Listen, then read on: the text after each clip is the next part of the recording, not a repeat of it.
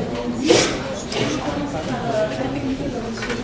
Jean-Jacques. Vous êtes professeur, chercheur en intelligence artificielle, titulaire auteur d'organisation à diriger des recherches de l'Université Paris Sud. Vous intervenez régulièrement dans les entreprises souhaitant intégrer l'intelligence artificielle dans leur stratégie ainsi que les médias et les interventions publics.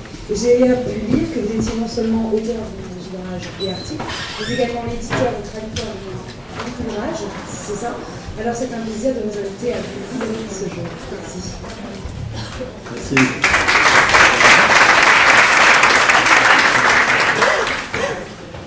Eh bien, je suis très heureux d'être parmi vous à Lyon cet après-midi. Et j'ai la lourde tâche d'essayer de vous maintenir réveillé. Vous savez combien c'est. Quand on m'a communiqué cet horaire, je me suis dit, oh là, c'est une heure dangereuse. Et donc je vais essayer de relever ce challenge. Et on va parler, vous l'aurez deviné, d'intelligence artificielle. Alors l'intelligence artificielle, c'est un lieu finalement où se mélange la science, la technologie, mais aussi beaucoup la culture et l'imagerie populaire. On est tous, de grands films, de grands blockbusters qui ont modelé finalement notre vision d'intelligence artificielle. 2001, la première apparition de l'IA au cinéma, c'est Kubrick, 2001, Odyssée de l'espace. Donc du coup, oui, j'écris beaucoup, c'est plutôt les bouquins dessus, mais aussi je me commets sur l'aspect culturel. Et j'édite aussi des bouquins sur tout cet aspect créateur artificiel, en particulier mentionné Métropolis. Je me suis aperçu il y a quelques temps que en fait, le roman de Théa Fenard-Boon n'avait pas été traduit en français, et donc je me suis senti obligé de le faire, c'était pas possible. Donc on va vite passer sur ces aspects-là. Aujourd'hui, on est à une époque où on peut se demander pourquoi finalement il y a autant de bruit autour de l'intelligence artificielle. Et évidemment, quand on en parle autant, eh bien, se mélangent encore une fois les fantasmes et puis la réalité. Et ma lourde tâche cet après-midi, c'est essayer, en tout cas dans cette demi-heure, ça va essayer de lever un petit peu le voile là-dessus et de montrer qu'il n'y a rien de fantasmatique derrière. Alors évidemment, on est tous des fanats des fantasmes et des... Moi-même, je suis un grand fan de science-fiction, mais une fois retourné dans les labos, eh bien là, c'est beaucoup plus laborieux, si je puis dire. Et donc, on va essayer de partager ça un petit peu ensemble et vous donner un peu plus de réalité sur ces aspects. Donc, quand est-ce que cette histoire d'intelligence artificielle commence? Alors, on pourrait remonter au paléolithique, l'outil, etc., blablabla, le calcul. On va commencer beaucoup plus récemment avec Alan Turing, on en a parlé tout à l'heure. C'est monsieur qui a formalisé, c'est un des deux à qui on attribue la paternité de l'ordinateur. En tout cas, la structure de l'ordinateur moderne. Et on parle de la machine universelle de Turing, c'est ce qu'il a publié en 1947, et qui est en gros le modèle formel, le modèle abstrait de l'ordinateur que je rappelle aujourd'hui. Et en 1950, il publie un autre article dans la revue Mind, où il pose la question, est-ce qu'une machine peut penser?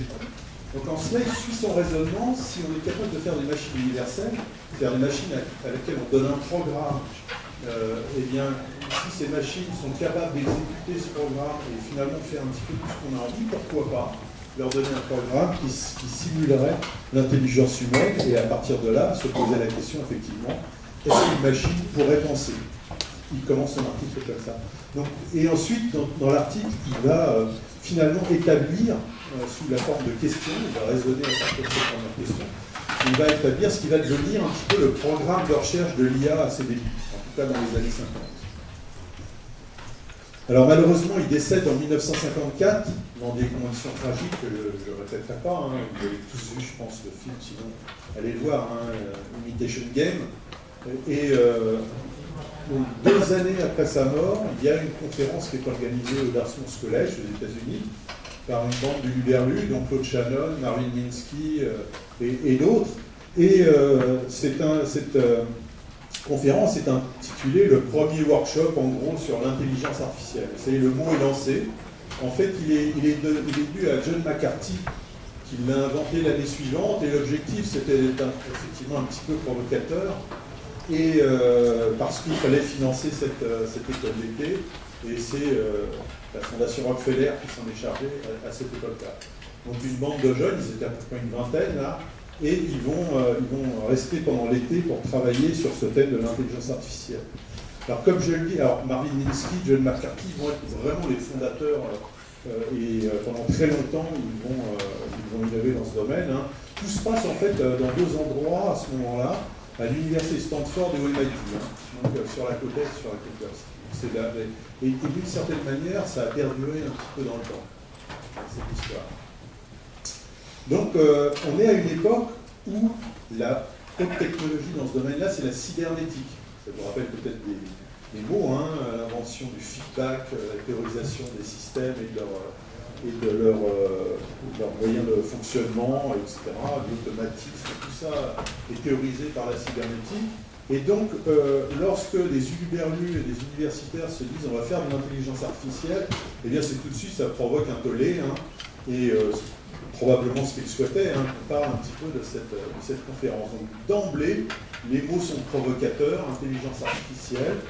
D'emblée, ils rejettent en quelque sorte les principes de la cybernétique. Hein. On essaie de comprendre finalement comment le cerveau fonctionne, comment les animaux fonctionnent, comment les machines fonctionnent, pour aborder une démarche beaucoup plus boîte noire d'une certaine manière. On se moque finalement de comment c'est fait dans le cerveau, mais on va simuler des raisonnements sous une forme logique.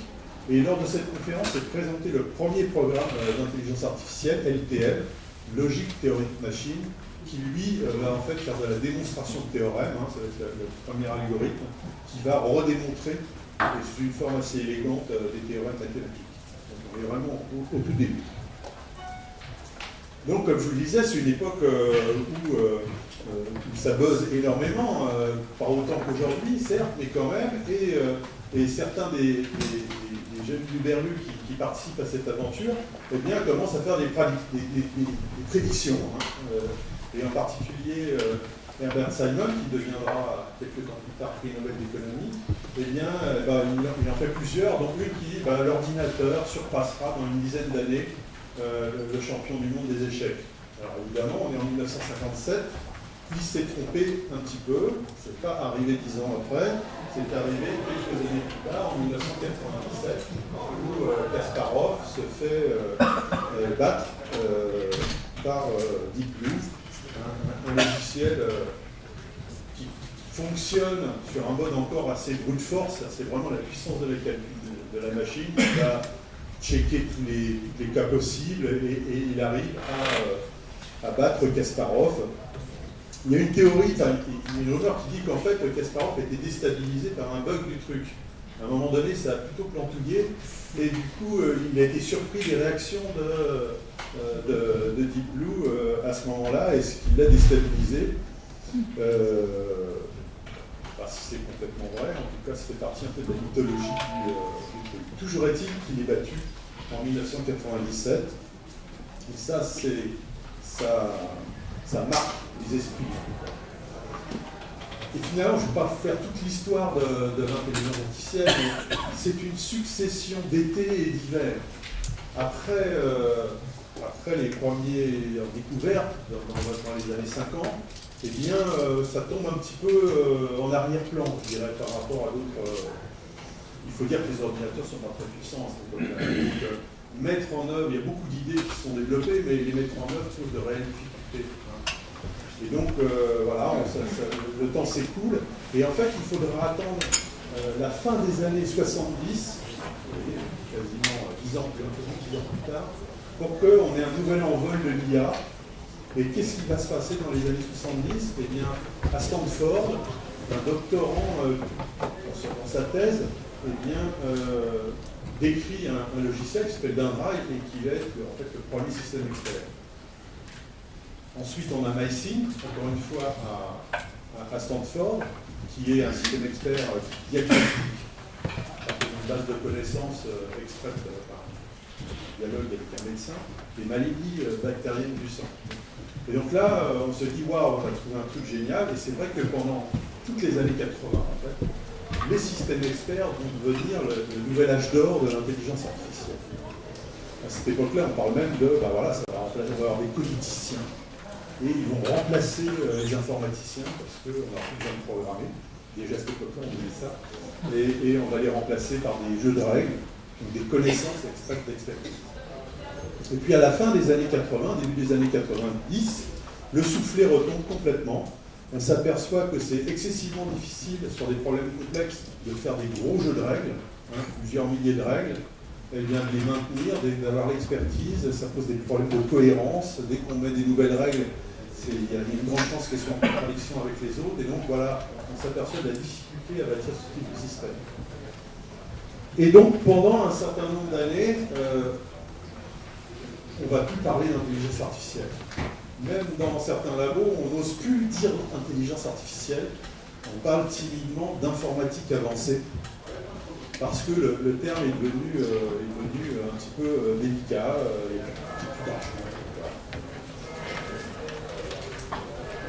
Il faut attendre notre époque aujourd'hui, là, dans les années 2010, pour qu'on reparte, et on est en plein là, dans cette envolée numérique, ce troisième âge d'or de l'IA, et on peut se demander qu'est-ce qui s'est passé.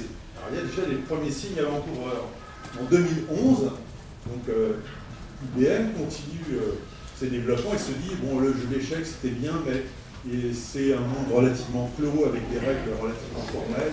Finalement, c'est assez simple entre guillemets. Question de calcul, de brute force dans le calcul, de mettre la puissance de calcul qu'il faut pour évaluer tous les coûts, et d'être plus fort en cela que le pauvre Kasparov. Donc il faut qu'on trouve un truc pour que là, il n'y ait pas photo, et il se propose de faire combattre une IA, en tout cas un réseau de machines avec un logiciel dessus, le fameux jeu Jeopardy. Alors Jeopardy, aux États-Unis, c'est une institution, c'est question pour un champion en France. Donc on donne des indices en langage naturel et la machine doit répondre. En tout cas, les candidats doivent répondre en appuyant sur un buzzer, en disant, bah voilà, j'ai trouvé la couleur du cheval blanc, dans le cadre, c'est blanc. Okay. Tac, buzz. Et voilà ce qu'entreprennent les chercheurs d'IBM, en partenariat bien sûr avec plusieurs universités. Et en 2011, patatras, ils arrivent à gagner le grand prix du jeu en battant les meilleurs joueurs du moment. Et Watson arrive à défrayer une nouvelle fois la chronique. Mais une fois cet événement passé, un peu comme Kasparov, on voit, c'est merveille, mais ça retombe un petit peu, on est en 2011. Mais les événements vont s'enchaîner. 2012, eh bien, Google, en particulier les équipes de recherche de Google, font une démonstration de reconnaissance de chats dans les vidéos. Alors, on va dire, ok, chat, Facebook, ça donne des points. J'aime. Mais quel est l'intérêt? En fait, si on est capable de reconnaître un chat, quelle que soit sa position, dans un flux vidéo, ça veut dire qu'en gros, on est à peu près capable de reconnaître n'importe quoi, et je vous laisse imaginer, bien sûr, les applications qu'il y a derrière. Je suis dans le fantasmatique, 16 000 processeurs. On va se laisser impressionner par ça. Et le coup de grâce, c'est 2016, Lycédol qui se fait aplatir par AlphaGo, donc un logiciel développé par encore une fois une filière de Google, DeepMind. Et là, on se dit, là c'est la fin des haricots, et les articles dessus, je vous ai montré tout à l'heure, l'intelligence humaine branle le part, ça y est, c'est fini. Pourquoi? Parce que la combinatoire du Go, elle est explosive, il y a plus de cas qu'il y a de particules dans l'univers. Donc la combinatoire elle-même, donc la puissance de calcul, n'est pas la tout mettre. Il va falloir de la créativité dans le jeu, avoir une intention dans la partie pour arriver à vaincre les maîtres d'époque. Donc, quelle est la technologie derrière? Et c'est ce qui va faire le bonheur aujourd'hui de l'intelligence artificielle, ce sont les réseaux de neurones. Alors les réseaux de neurones qui sont artificiels, ils ne sont pas récents. Ils datent de, on va le voir, 1943. Vous voyez, c'est pas tout à fait récent. Donc un neurone, vous le savez, c'est une cellule organique. Elle est universelle au sens où tous les animaux qui ont un système nerveux reposent sur la même structure de neurones. Et donc on trouve un corps cellulaire, un noyau, comme toutes les cellules, avec l'ADN. Mais elle a cette particularité d'avoir des entrées qui répondent à des stimuli électriques, et puis une sortie qui va véhiculer finalement le résultat du calcul qu'effectue le neurone. Donc, comme je vous le disais, en 1943, deux chercheurs qui font partie d'ailleurs, pas du tout de l'IA, qui font partie de la mouvance cybernétique, qui est opposée à l'IA à l'époque, McCulloch et Pitts, eh bien, publient le premier modèle de neurone artificiel. Alors à quoi ça ressemble? Alors, vous effrayez pas, hein, c'est relativement simple. On retrouve les entrées du neurone, et à cette époque-là, McCulloch et Pitts l'imagine binaire, c'est-à-dire qu'on met des 0 et des 1, et derrière chacune de ces entrées, eh bien, ils mettent un coefficient.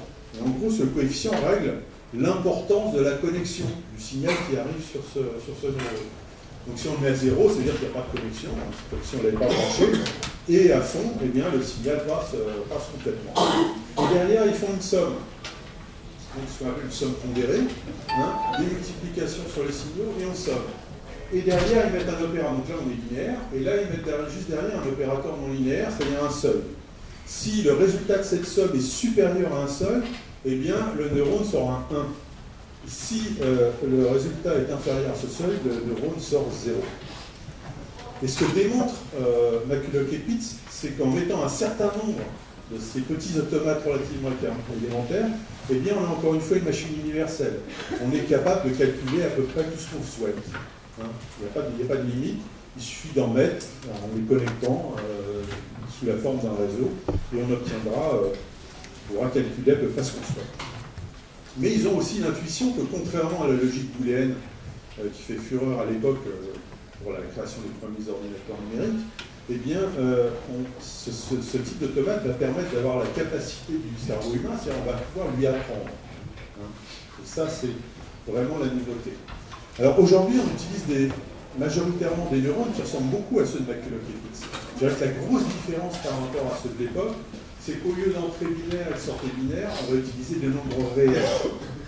Et pour ça, ici, au lieu d'utiliser un seuil, on va utiliser une fonction logistique, en fait une sigmoïde. Ça ressemble beaucoup à un seuil, hein, sauf que c'est arrondi au bord. Et du coup, quand on met des nombres, eh bien, ça sort toujours une valeur numérique. Mais ça a le même comportement qu'un seuil, en fait. Et ce que ça va permettre, eh bien, c'est en particulier de calculer des valeurs réelles, mais aussi de calculer des probabilités. Plus simplement d'avoir 0 ou 1, je reconnais un chat ou je ne reconnais pas un chat, mais aussi d'avoir des probabilités.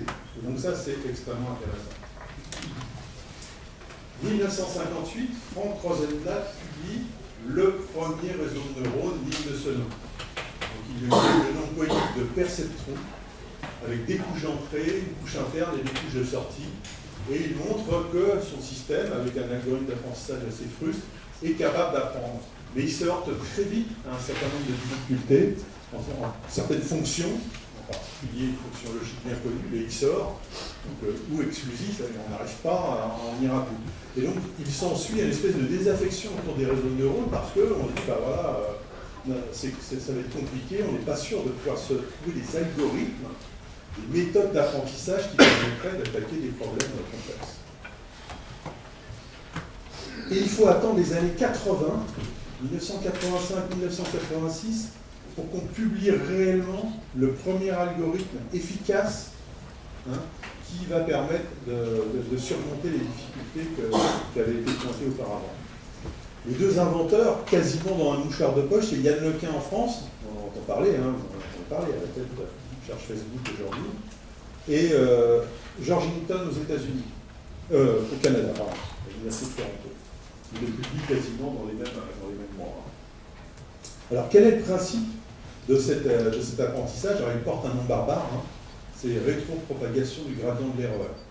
Alors, il ne faut pas vous laisser impressionner par les mots, on aime bien mettre des mots compliqués, parce que ça impressionne, mais en fait, le principe, il est assez simple. Le principe, c'est qu'on va utiliser le réseau de deux manières. Un, quand on lui a pris des trucs, et bien on lui met une image, par exemple une image de chat, et il doit répondre une probabilité s'il l'a reconnue et à quelle proportion. Okay. C'est la phase utilisation du réseau. Et puis il y a la phase d'apprentissage. Donc dans la phase d'utilisation, en fait, on présente les données à l'entrée, et puis les signaux passent dans le réseau, et comme je disais tout à l'heure, les petites multiplications, la fonction logistique qui s'applique, et à la fin, on a magiquement le résultat. L'apprentissage, c'est toute c'est tout autre chose, parce que si on ne règle pas les paramètres du réseau, eh bien ça sort plus n'importe quoi, hein, on peut les régler de façon aléatoire. Donc il y a énormément de paramètres, hein, c'est tous les petits coefficients W que vous avez vu tout à l'heure, qui règlent en fait l'intensité des entrées sur chaque neurone. Et dans le réseau le plus simple, c'est-à-dire très régulier, où on connecte l'entrée à tous les neurones de la couche, et puis etc., donc une connexion extrêmement régulière, eh bien ça fait un paquet de paramètres. Ça en fait, et si on travaille sur des images, par exemple, rapidement, hein, une image HD, c'est 1920 sur 1080, eh bien, et qu'on met des plans comme ça de traitement, très vite on a des millions et des millions de paramètres. Donc déjà on se dit l'algorithme d'apprentissage ça va être coton, parce que il y a des millions de paramètres à régler. Mais le principe est assez simple. En fait, on présente l'image qu'on veut lui faire apprendre au réseau, et au début il sort n'importe quoi. Mais on sait ce qui devrait sortir. Si on a mis un chat, on voudrait un joli 1, probabilité 1, c'est un chat que j'ai reconnu. Et donc, on va faire la différence entre ce qui sort et ce qu'on voudrait obtenir, et c'est ce qu'on va appeler l'erreur. Et tout le jeu de l'algorithme, ça va être eh bien, de rétropropager vers l'entrée cette erreur. Donc, on va prendre des proportions de l'erreur, en fait des proportions qui sont proportionnelles au poids, on a vu, qui sont là, et on va remodifier ces petits poids très progressivement jusqu'à temps qu'on obtienne le 1 en entrée. Hein, rétropropagation d'erreur, donc on va de la sortie vers l'entrée en réglant tous les petits paramètres. Vous voyez, c'est pas compliqué. Alors c'est juste un petit peu plus compliqué que ça que je le raconte, hein, parce qu'on s'aperçoit que c'est un algorithme qui est simple mais extrêmement capricieux. Il trouve toujours un truc pour essayer de ne pas converger, et donc c'est assez compliqué à mettre en œuvre. Et donc, on a découvert l'algorithme, on a quelques applications qui fonctionnent dans les années 80, par exemple la reconnaissance des caractères sur les lettres. Hein. Pour ça, vous avez des petits carrés qui mettent bien le code postal de Lyon dans les bonnes places pour que le réseau, après, il arrive à le reconnaître correctement. Mais au-delà de ça, dès que c'est un petit peu plus compliqué, c'est bien, on n'arrive pas à faire marcher le système. Qu'est-ce qui se passe? Et là, on s'aperçoit effectivement que 2012-2013, il se passe un truc. Donc auparavant, qu'est-ce que c'est? C'est les taux de reconnaissance, hein, simplement, des réseaux plus faciles. Et on s'aperçoit qu'on est grosso modo, si je résume, à un coup sur deux, ça se trompe. Alors c'est l'histoire de Bertin, on va utiliser de Pétain, où voilà, un coup sur deux, il abonde, hein, comme vous voulez. En tout cas, avec un truc qui se plante une fois sur deux, on ne peut pas de l'application. Donc, qu'est-ce qui se passe là? On voit, il y a des gens, ils passent à 85% et derrière, ça s'enchaîne. Donc, on s'aperçoit de deux choses, deux découvertes empiriques importantes dans ces années-là. C'est un, il vaut mieux mettre énormément de données, beaucoup de données que pas beaucoup. Et ça tombe bien parce qu'on a accès facilement aux données maintenant. Dans mon histoire de reconnaissance de chat, si j'avais voulu faire cette expérience il y a 30 ans, eh bien, la seule manière d'y arriver, c'était de prendre un appareil photo et de faire un reportage de chat dans toutes ses positions. Une anecdote, bien sûr. En tout cas, l'accès n'est pas facile. Aujourd'hui, je tape chat sur mon moteur de recherche préféré, j'ai des millions d'images de chats. L'accès, tout ça, vous le savez, l'accès aux données est plus simple. Donc, je peux gaver mon réseau d'images de chats. Mais ça pose un problème, hein. La puissance de calcul, je vous ai dit, c'est un algorithme capricieux. En fait, il faut y aller d'une façon extrêmement itérative, par petits pas, pour poser le premier chat, ensuite le deuxième, et puis on recommence au bout d'un certain temps. Si on a plusieurs milliers d'images, voire plusieurs centaines de milliers, c'est compliqué. C'est-à-dire que pour arriver à apprendre correctement le petit chat de Google tout à l'heure, il va falloir des semaines et des semaines et des semaines, à condition qu'on ne se perd pas en route. Hein, voilà, ça c'est compliqué. Et qu'est-ce qui se passe là? Eh bien, on s'aperçoit qu'en fait, on a une mode de calcul particulièrement adaptée que sont les cartes graphiques des ordinateurs. Merci aux gens des jeux vidéo, parce qu'en grande partie, c'est grâce à eux qu'on a des cartes graphiques performantes. Et on s'aperçoit qu'en fait, vous avez vu dans mon petit neurone de tout à l'heure, la majorité la grande partie des calculs, ce sont en fait des sommes et des multiplications, donc des sommes pondérées, avec un truc un peu plus compliqué, mais c'est pas ça qui va poser problème. Il y a beaucoup de sommes pondérées sur des tableaux de chiffres, donc du calcul matriciel. C'est exactement ce que c'est bien fait en carte graphique. Les images, ce sont des tableaux de chiffres. Et donc on va hacker un peu la carte graphique de manière accélérée. On s'aperçoit que, eh bien, on accélère très fortement l'algorithme d'apprentissage. Donc ça va avoir une conclusion qui va être spectaculaire. Parce qu'une carte graphique, ça ne coûte pas très cher, quelques centaines d'euros, quelques milliers d'euros pour les trucs vraiment de folie, quoi. Et donc ça démocratise l'accès à cette main de calcul par exemple de supercalculateur géant. Ça permet de multiplier les expériences. On passe de semaines d'apprentissage douloureuses à quelques heures. Voilà. Les expériences deviennent plus faciles. Et donc, naturellement, ça va entraîner une compréhension, une connaissance beaucoup plus grande de comment mettre en œuvre ce bon sang, bonsoir, algorithme de rétroprojection du gradient. On va comprendre maintenant, en pratique, comment le faire fonctionner correctement. Et puis, du coup, on va en faire des variantes, on va inventer plein de choses nouvelles depuis. Et c'est vraiment ça qui s'est passé. Carte graphique, accès aux données. Donc aujourd'hui, on utilise ce qu'on appelle, alors je n'ai pas expliqué ce qu'est le deep learning. Hein. Du coup, pour attaquer des applications complexes, ce que ça nous permet, c'est de mettre beaucoup plus de couches à l'intérieur. Vous imaginez qu'une couche, comme Frank Rosenblatt avait dit, c'est bien, mais si on veut des trucs compliqués, travailler sur des grosses images par exemple, eh bien, il faudra mettre beaucoup plus de couches. Et donc, deep learning, apprentissage profond, c'est-à-dire qu'avec ces approches-là, maintenant, on est capable d'apprendre au réseau, avec beaucoup de patience encore, hein, eh bien, à converger, même avec un nombre de couches très important. La profondeur du réseau est en fait son nombre de couches. Donc ça ressemble à ça, un réseau, ça a une entrée, ça a une sortie, et à l'intérieur, il y a un ensemble d'automates qui sont là pour de petits automates, comme je vous l'ai démontré. Et donc, ça permet, en fait, quelle est cette révolution? Eh bien, ça va permettre d'adresser des applications qui jusque-là nous étaient interdites. Classiquement, lorsqu'on veut attaquer un problème complexe, eh bien, il faut le modéliser. Hein. Mais il y a des problèmes qu'on ne sait pas modéliser. Ceux qui font du marketing, essayer de modéliser tout le marché et les consommateurs, c'est juste un casse-tête, c'est pas possible. Donc, il y a une théorie, mais en gros, le modèle ultime n'existe pas. Le conducteur, il y a eu plein de projets de voitures autonomes, mais jusqu'à présent, modéliser un conducteur, surtout s'il est parisien, c'est un casse-tête, quoi. On n'y arrive pas. Avec un réseau, il n'y a plus besoin d'essayer de modéliser, il suffit d'avoir les données. Or, les données, chance, on commence à les avoir d'une façon magique. Donc, si on enregistre un conducteur dans plein de situations, on a les datas, on peut apprendre à un réseau de se comporter à ce moment-là comme le fameux parisien. On va mieux prendre un lyonnais, j'espère. Je ne sais pas d'ailleurs. À vous de me dire.